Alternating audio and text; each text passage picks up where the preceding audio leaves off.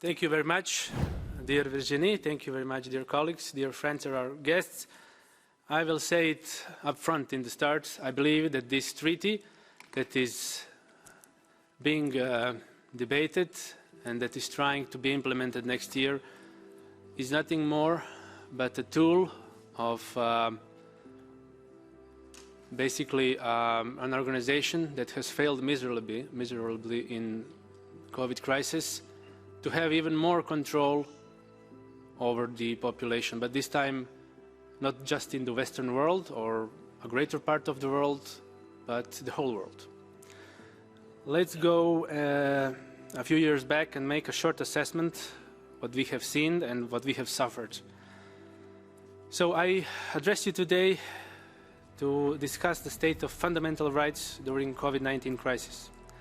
The response to the crisis has led to a massive erosion of human rights and basic rights and freedoms. Not the virus itself, not the disease, but the response of the governments to this virus. And this erosion threatens to become permanent if we don't take any action or if we stop taking action. Many governments have used the virus as an excuse to trample on fundamental rights. Freedom of movement, I remind you, has been severely restricted, with many countries imposing strict lockdowns and travel bans. This has had a devastating impact on the economy and on the people's ability to live their lives as they see fit. Many have been unable to see their loved ones, attend funerals, or even leave their homes for extended periods of time. Freedom of assembly has also been curtailed, with governments banning large gatherings and protests. This has made it difficult for the people to express their opinion and to hold their leaders accountable. In some cases, governments have used the virus as an excuse to crack down on dissidents and to silence opposition voices.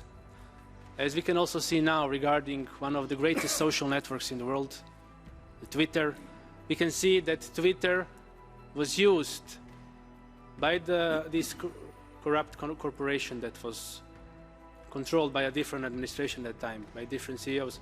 So we have a marriage of a corporation and corrupt government colluding together against people's freedoms.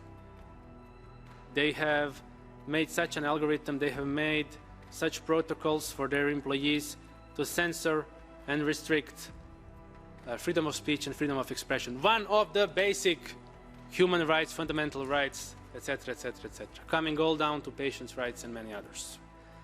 They have done this. So privacy rights have also been undermined, with many governments using tracking applications and other surveillance measures to monitor their citizens' movements and activities. This has raised serious concerns about government overreach and the potential for the abuse of power. Finally, the right to education has been severely impacted, with many schools and universities closed or forced to conduct classes online. This, of course, has had a disproportionate impact on disadvantaged communities and on students who lack access to the technology and the resources needed for online learning. Finally, we have this pandemic treaty as a great danger that intends to take away our rights, to take control over national health policies and sovereignty of nations, and transferring this power and this policy making to a centralized, global, in great part privately funded and, I must say, corrupt international organization called World Health Organization. Unless we take action to address this erosion, we risk living in a world where basic human rights are no longer respected or protected. We must hold political leaders accountable, and we, of course, must elect better political leaders and demand that our rights are respected at all times, even in time of crisis, especially in the time of crisis.